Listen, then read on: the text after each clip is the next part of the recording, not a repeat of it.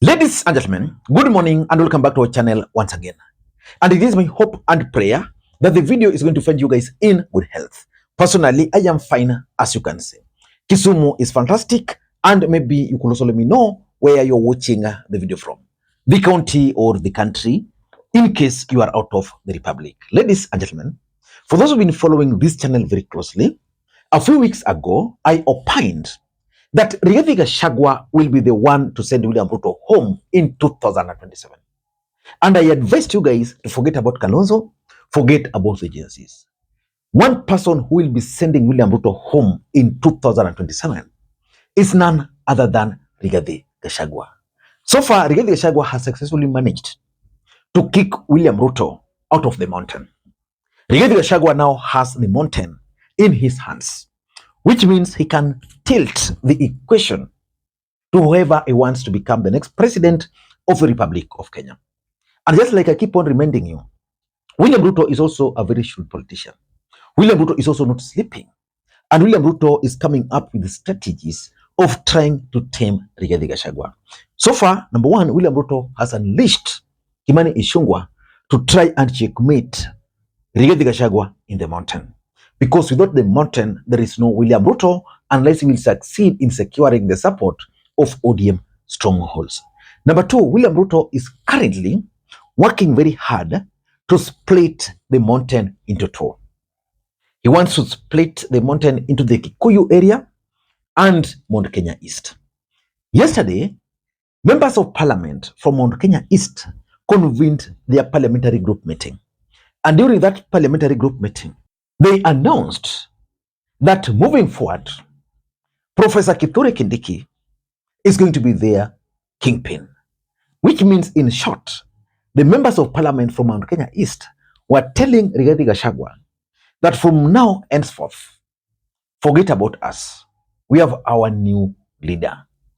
If you ask me, that move was engineered by none other than William Samoei Arap Ruto. I want you guys to listen to Mount Kenya East members of parliament making the declaration, because it's going to form the basis of this analysis.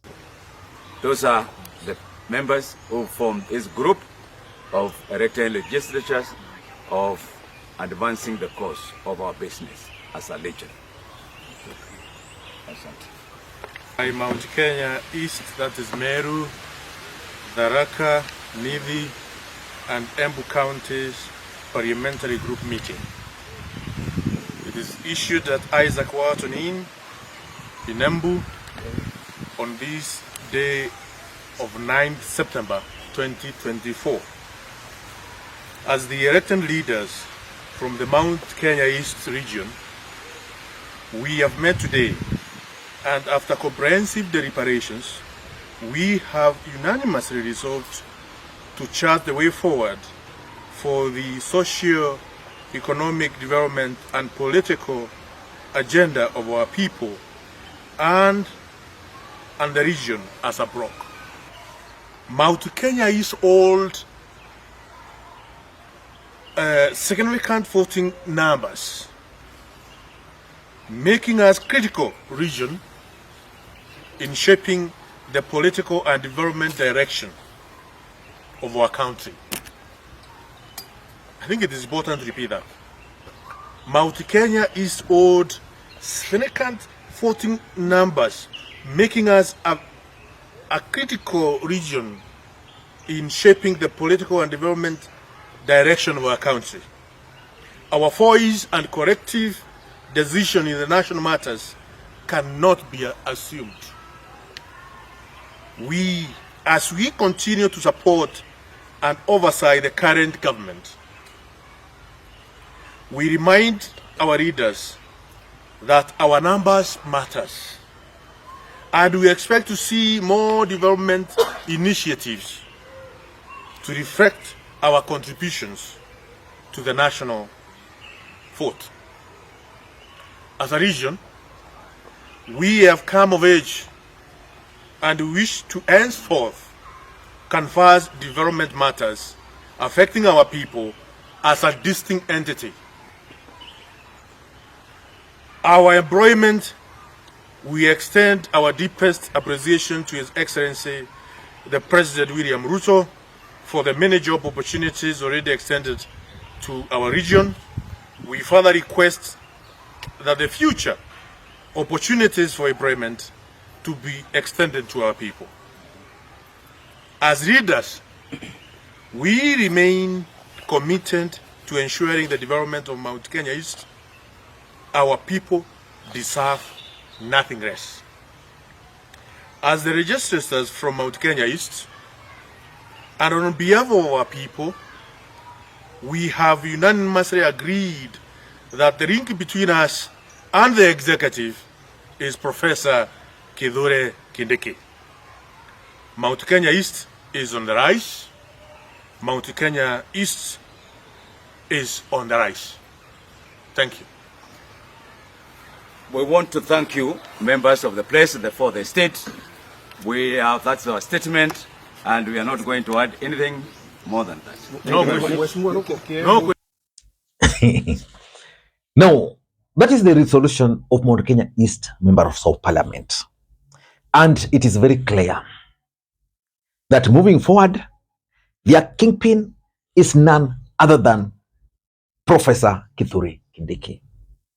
In my view, they were reading a statement scripted for them by none other than William Samoei Arap Ruto. In this video, I want to reveal to you guys why William Ruto has now installed Professor Kithure Kindiki as Mount Kenya East kingpin.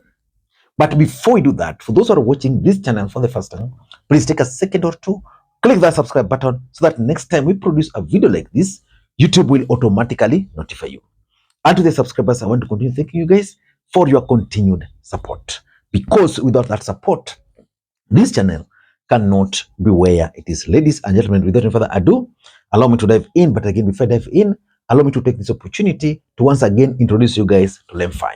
Lemfi is a mobile money app for users in the UK, Canada, and the United States of America to send money back to Kenya.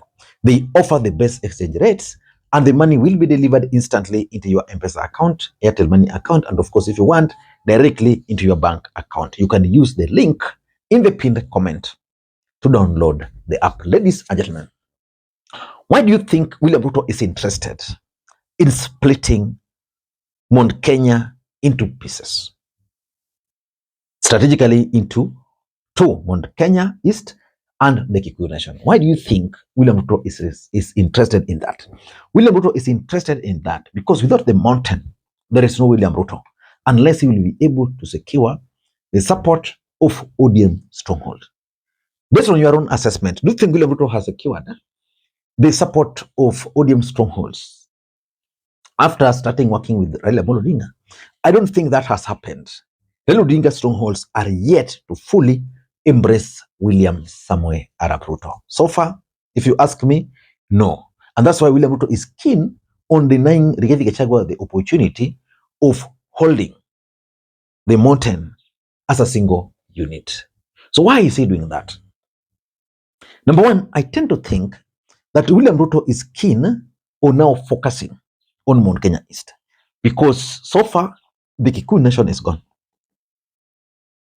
I've talked to several leaders from UDA party.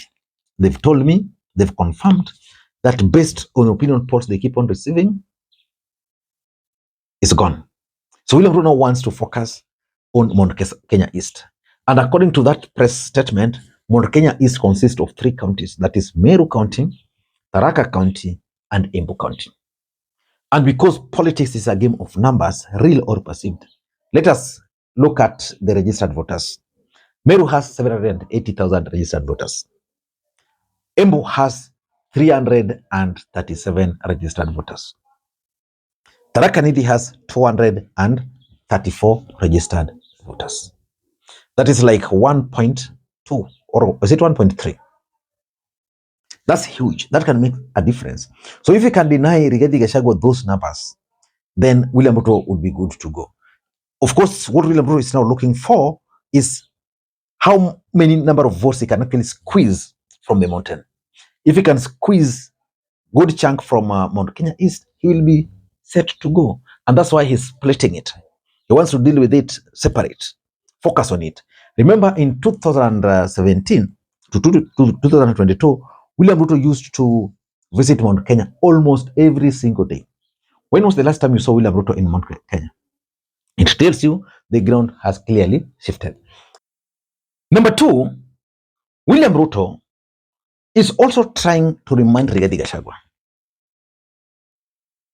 that it is me who appointed you as the deputy president. You never appointed yourself the way you've always claimed. And is reminding him that the leaders and the ground preferred another candidate, Professor Kithure Kindiki. That is why William Ruto, through the members of parliament, are now elevating Professor Kithure Kindiki.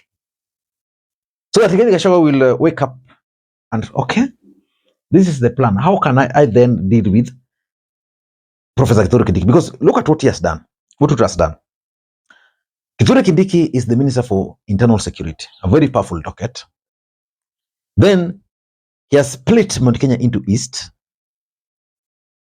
Then their leader is Professor Kithure Kindiki. Do you think Rigathi can fight Professor Kithure Kindiki? No. Technically, William Ruto is trying to bait Mount Kenya East that Rigathi Gachagua analeta shida huko. Guys, I can have Professor Kithure Kindiki as my deputy. In fact, I now want to assume that Ruto might actually have Professor Kithure Kindiki as his deputy in 2027.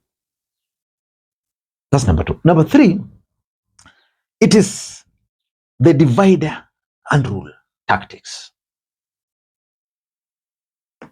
William Ruto tried that with Luo. It failed. It failed completely. In the Luo nation is doing it. Luo, we have now three leaders there. We have Oparanya, we have Weta, we have Mudavadi. So which means today in the Luo nation, the allegiance are to those three gentlemen. Luo, it failed because they tried using Owalo, they tried using power, it failed. So he's gone for Raila Odinga, which means now he's sorted.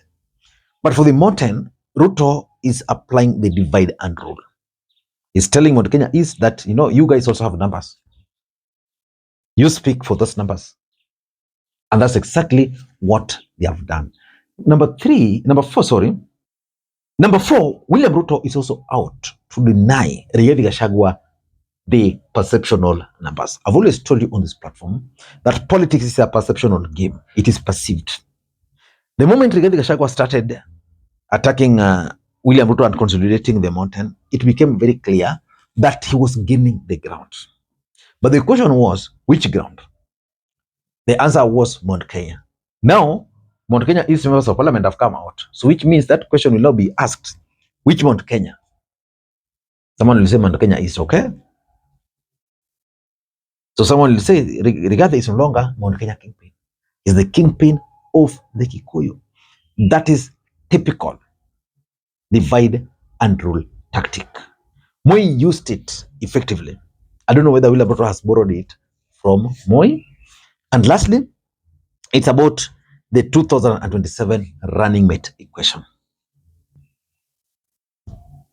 With the complication Rigathi Gachagua is bringing for William Ruto, I can tell you to be rest assured that in 2027, Professor Kithure Kindiki might actually be the running mate. Ruto will not look for Mudavadi. He would want to have a bit of Mount Kenya, and then with ODM, with ODM, Weta, Mudavadi, he'll say, okay, maybe Western, I'm okay. I don't know what you think, but for me, let me assure you, if there's one individual who will send William Ruto home, that individual is none other than Rigathi Gachagua. Until that time, this is Lee Makwiny. By the way, I'm going to Karachuonyo for a funeral. A friend of ours passed on in the US, Judy Joel. She'll be buried today in Karachuonyo. I'll be heading there shortly. Till that time, this is Lee Makwiny. Bye bye.